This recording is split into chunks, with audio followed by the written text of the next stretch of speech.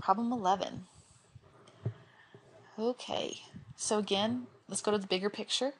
We have y is, I told you to take the derivative of y equals cosine to the fourth x.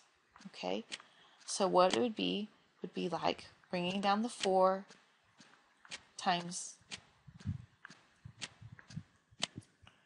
okay, we brought down the 4 and then times cosine x cubed and then times the derivative of cosine x, which is the negative sine x. Okay, so that's what we would normally do, but instead of our angle being just an x, then we actually have an angle of secant squared 3t.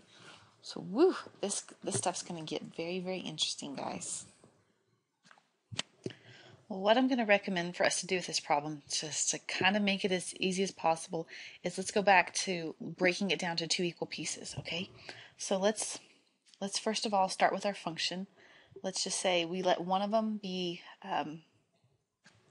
y equals the main part, so y equals cosine to the fourth x, just kind of like what I did in the top right.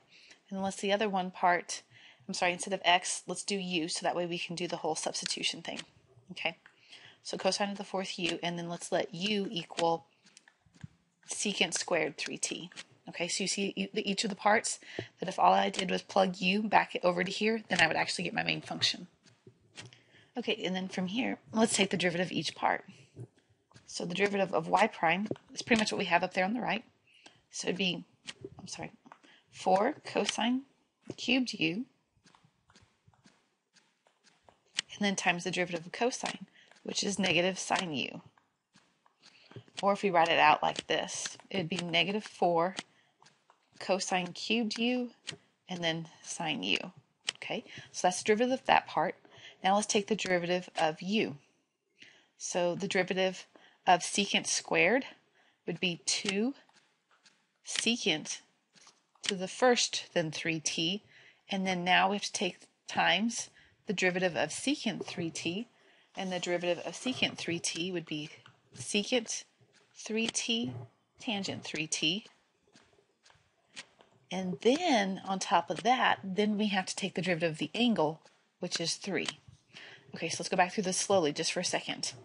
So if we have y as cosine to the fourth u, then taking the derivative of that, we drop the 4 down front, cosine cubed by the time we subtracted 1, u, and then times the derivative of almost like the base, which is negative sine u. Okay, now the derivative of secant squared u, we drop the 2 down front, and just to keep the base the way it is to the first, and then we have to take the derivative of the base. Well, the derivative of its base is almost like its own version of the chain rule, where like you can say y is equal to secant u, and u is 3t. So you take the derivative of secant u, which is secant u tangent u, and then you will take the derivative of 3t, which is 3, and then you multiply this whole thing together. So that's kind of what we had to do. Okay, so drop the 2 down front, secant to the first power now, because it was squared, so now we take it to the first power, and then times the derivative of the base, which is secant 3t tangent 3t, and then finally derivative of the angle. Okay, so overall, then to get our answer of what dy dt is, what we got to do is combine these two together. Okay, so it's negative 4 cosine cubed u sine u times 2 secant 3t secant 3t tangent 3t times 3. Okay, finishing this up a little bit more, let's combine the 2, the 3, the negative 4. So we'll get negative 24.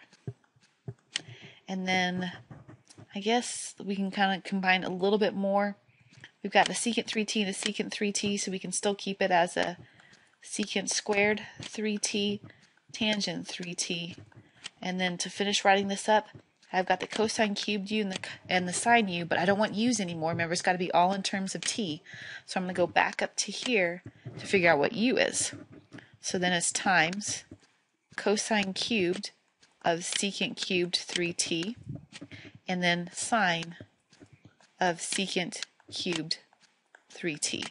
And that, folks, right there is our final answer. Okay, So if nothing else, I want you guys to know, if you need to pause this, rewind this so you can watch this all over again, I would highly suggest it. But if nothing else, I just want you to know that, yeah, this is a hard problem. I specifically wanted to do this problem so that way, like in the notes, you're not just getting this fluffy stuff and you got the hardest stuff in the homework. I'm trying to do it one of everything for you guys so you really can see this, okay? All right, let's go on to number 12.